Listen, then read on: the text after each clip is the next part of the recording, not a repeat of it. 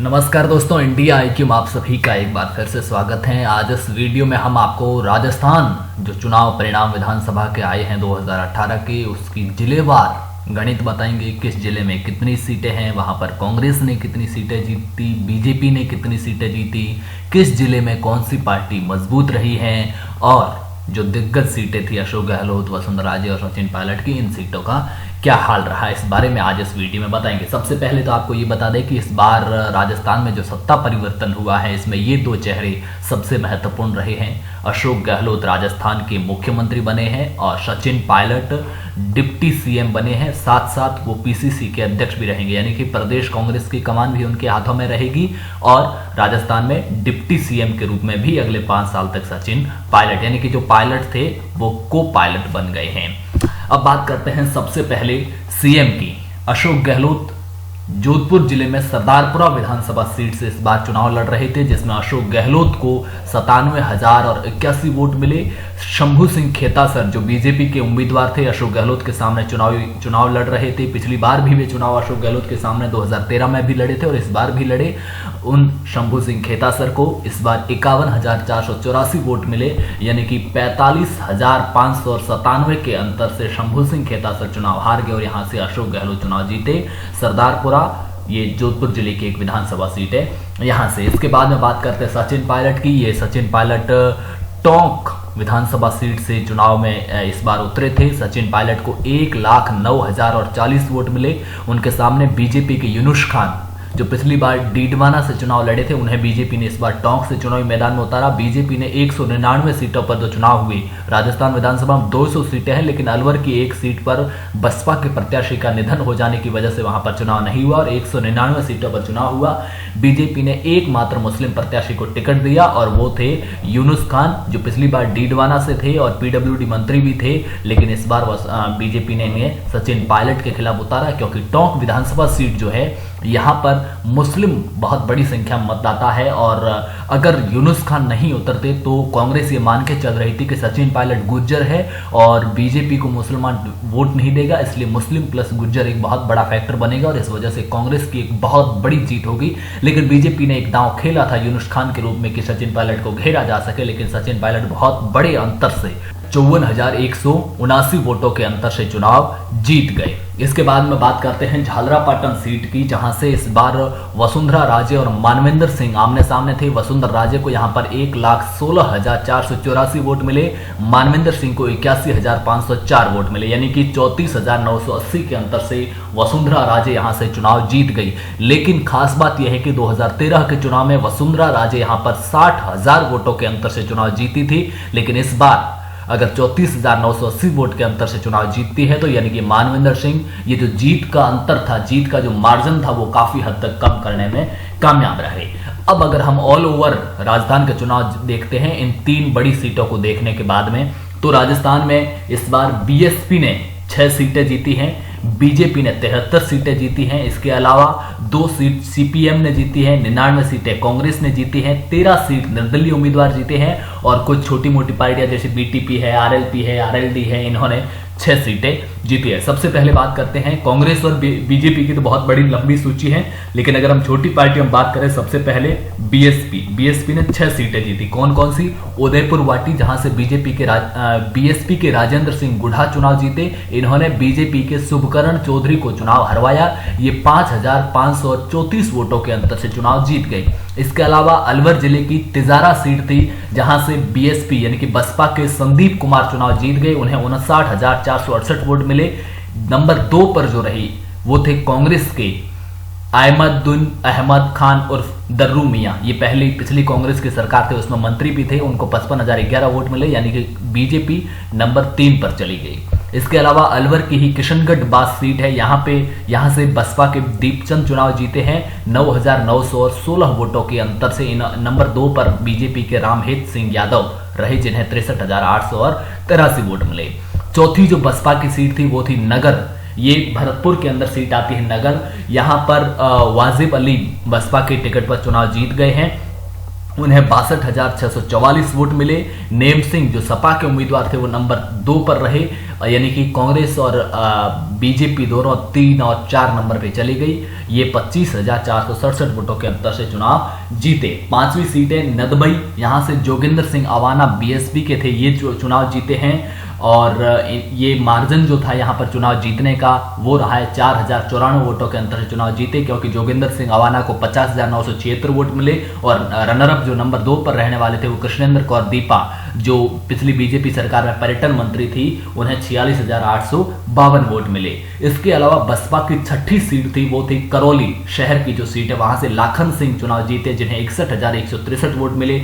दर्शन सिंह जो कांग्रेस के थे वो नंबर 2 पर रहे जिन्हें 51,601 वोट मिले, यानी कि 9,562 वोटों के अंतर से बसपा ने करौली की सीट जीती। इसके अलावा बसपा के अलावा बीजेपी ने खैर 73 सीटें, बीजेपी और कांग्रेस दो सबसे बड़ी पार्टियां हैं।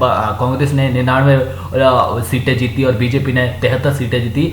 छोटी पार्टियों में इसके अलावा सीपीएम है जिसने 2 सीटें जीती हैं। पहली भादरा की, जिसमें बलवान जो इनके सीपीएम के टिकट पर चुनाव जीते हैं जिन्हें 82,204 वोट मिले। रनरअप कैंडिडेट यानी कि नंबर 2 पर रहने वाले बीजेपी के संजीव कुमार थे जिन्हें 59,051 वोट मिले। कुल मिलाकर के 23,153 वोटों के अंतर से सीपीएम ने भादरा की सीट जीती। दूसरे नंबर की जो सीट है वो है डूंगरगढ़ की। गिरधारी लाल यहां से सीपीएम के टिकट पर चुनाव जीते जिन्हें 72,376 वोट मिले। यहां पर नंबर 2 पर कांग्रेस के उम्मीदवार रहे मंगलाराम, 48,480 वोट मिले। तो अंतर जो रहा इन दोनों गिरधारी लाल और मंगलाराम के बीच का वो है 23,896 वोटों का अंतर रहा है। इसके अलावा सीपीएम के अलावा कांग्रेस तो खैर 99 है। निर्दलीय, ये जो आईएनडी लिखा होता है, आईएनडी का मतलब इंडिपेंडेंट, निर्दलीय, इन्होंने 13 सीटों पर चुनाव इस बार निर्दलीय जीते हैं। पिछली बार 16 सीटों पर, सॉरी माफी चाहूंगा, 7 सीटों पर जीते थे निर्दलीय चुनाव, इस बार 13 सीटों पर निर्दलीय चुनाव जीते हैं। अब निर्दलीय में ये 13 पूरी सीटों की सूची है। हो सकता है अगर आप मोबाइल पर देख रहे हैं और अगर आपने वीडियो की क्वालिटी कम रखी है तो क्वालिटी बढ़ा लें, क्योंकि यहाँ पर छोटे छोटे नाम है जो आपको देखने में थोड़ी मुश्किल हो सकती है। निर्दलियों में गंगानगर सीट है, यहां से कामिनी जिंदल चुनाव हार गई, ये सबसे बड़ी बात है, जो पिछली बार की विधायक थी और सबसे राजस्थान विधानसभा के 200 विधायकों में सबसे अमीर विधायक थी। यहां से राजकुमार गौर चुनाव जीत गए हैं जिन्हें 44,998 वोट मिले। और अशोक चांडक यहां से कांग्रेस के टिकट पर थे जो नंबर 2 पर रहे जिन्हें 35,818 वोट मिले, यानी कि 9,180 वोटों के अंतर से गंगानगर सीट राजकुमार गौर ने जीती। इसके अलावा खंडेला, जहां से महादेव सिंह खंडेला बागी होकर के भी इस बार चुनावी मैदान में थे, महादेव सिंह 53,580 वोट मिले। यहां से बंशीधर बाजिया जो बीजेपी की तरफ से चुनावी मैदान में थे उन्हें 49,516 वोट मिले, यानी कि 4,348 वोटों के अंतर से ये चुनाव जीता गया। इसके अलावा शाहपुरा से आलोक बेनीवाल चुनाव जीत गए हैं, 66,538 वोट मिले। इनके नंबर 2 पर रहे मनीष यादव कांग्रेस के थे जिन्हें 62,683 वोट मिले, यानी कि 3,855 वोटों से शाहपुरा की सीट आलोक बेनीवाल जीत गए। उसके अलावा जयपुर की ही एक दूदू सीट है जो एससी के लिए रिजर्व थी, यहां से बाबूलाल नागर जो निर्दलीय इस बार बागी होकर के चुनावी मैदान में थे वो चुनाव जीत गए, 68,769 वोट मिले। इनके सामने प्रेमचंद बैरवा बीजेपी के थे, वो नंबर 2 पर रहे और कांग्रेस नंबर 3 पर चली गई। प्रेमचंद बैरवा को 53,990 वोट मिले और यहां से बाबूलाल नागर 14,779 वोटों के अंतर से ये चुनाव जीत गए। जयपुर की एक और सीट थी बस्सी से लक्ष्मण मीणा यहां से निर्दलीय चुनाव जीते हैं जिन्हें 79,878 वोट मिले।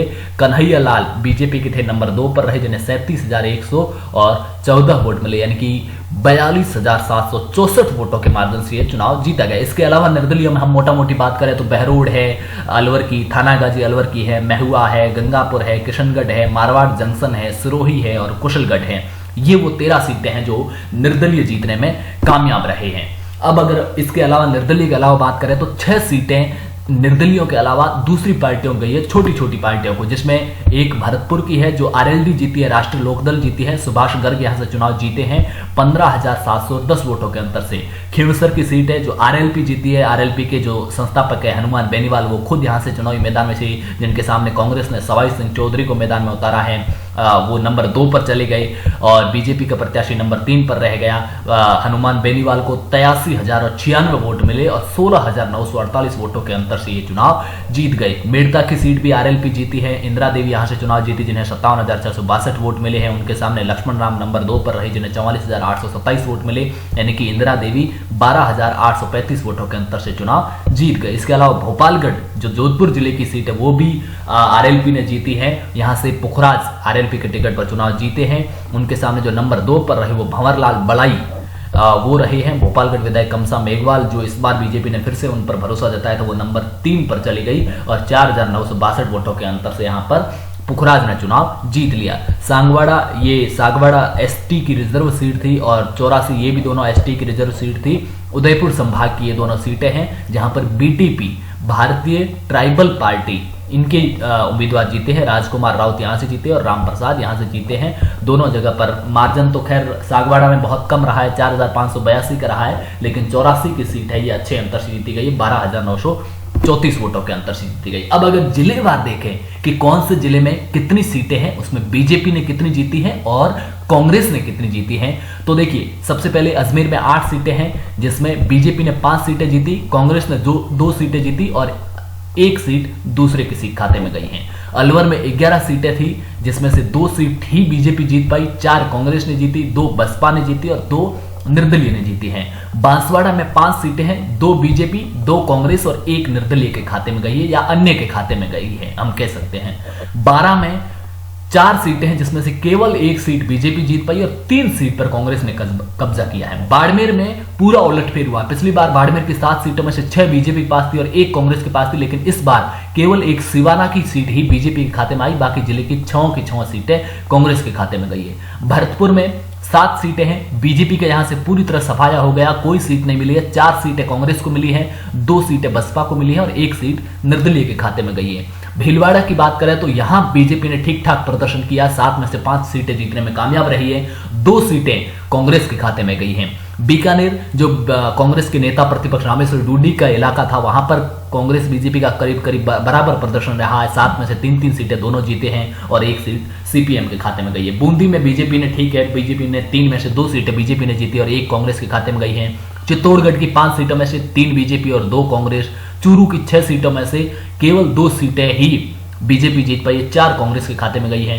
दौसा में 5 सीटें थी जिसमें से बीजेपी यहां से 1 भी सीट नहीं जीत पाई। ये किरोड़ीलाल मीणा का इलाका है दौसा जाहिर सी बात है मीणा गुर्जर बहुल इलाका है, तो बीजेपी और कांग्रेस दोनों के लिए परिणाम काफी कुछ संकेत देते हैं 2019 को देखते हुए। धौलपुर की बात करें तो धौलपुर में 4 सीटें, यहां पर केवल 1 बीजेपी 1 सीट जीत पाई है, 3 पर कांग्रेस जीती है। डूंगरपुर की 4 में से बीजेपी कांग्रेस दोनों को 1-1 मिली है और बीटीपी जो मैं अभी पीछे कहता था भारतीय ट्राइबल पार्टी, उसने 2 सीटें डूंगरपुर जिले की जीती हैं, जो बहुत ही एसटी की, पूरा जिला एसटी, डूंगरपुर बांसवाड़ा की सारी सीटें एसटी की रिजर्व रहती हैं।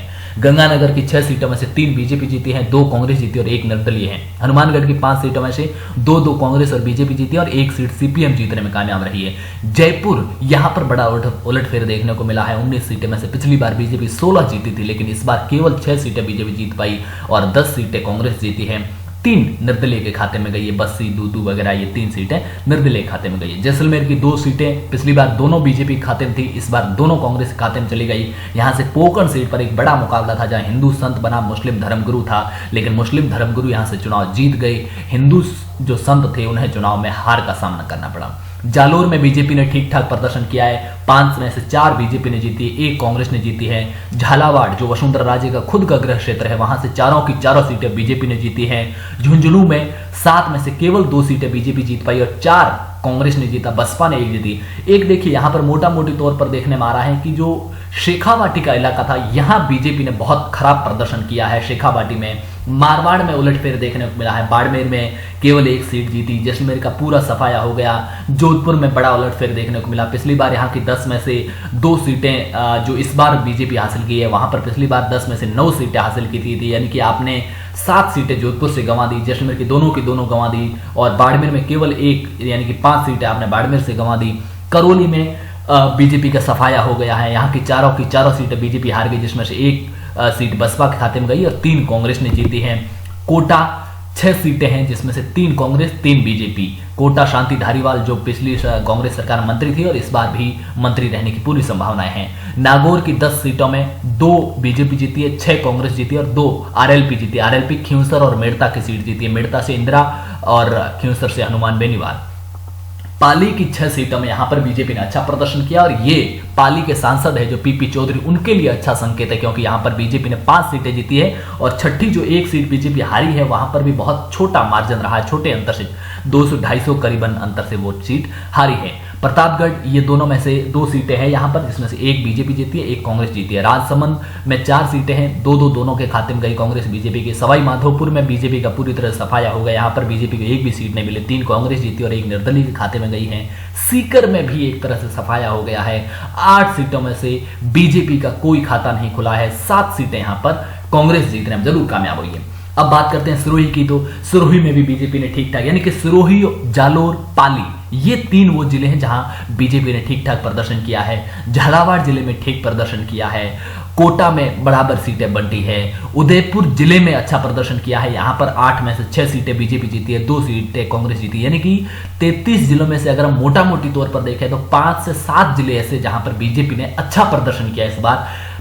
5-7 जिले ऐसे हैं जहां पर फाइट में रही है बीजेपी, करीब करीब बराबर सीटें लाई है, लेकिन आधे जिले ऐसे हैं जहां से बीजेपी ने इस बार बेहद खराब प्रदर्शन किया है। 5-7 जिले तो ऐसे हैं जहां पर खाता भी नहीं खोल पाई, जैसे सवाई माधोपुर है, सीकर है, इसके अलावा अगर हम पीछे देखें जैसलमेर है, करौली है और भरतपुर है, दौसा है, ये वो जिले हैं जहां पर बीजेपी खाता भी नहीं खोल पाई, यानी कि भरतपुर, दौसा, जैसलमेर, करौली और इसके अलावा सवाई माधोपुर और सीकर, यानी कि 6 जिलों में बीजेपी खाता भी नहीं खोल पाई है, सारी की सारी सफाया हो गया है।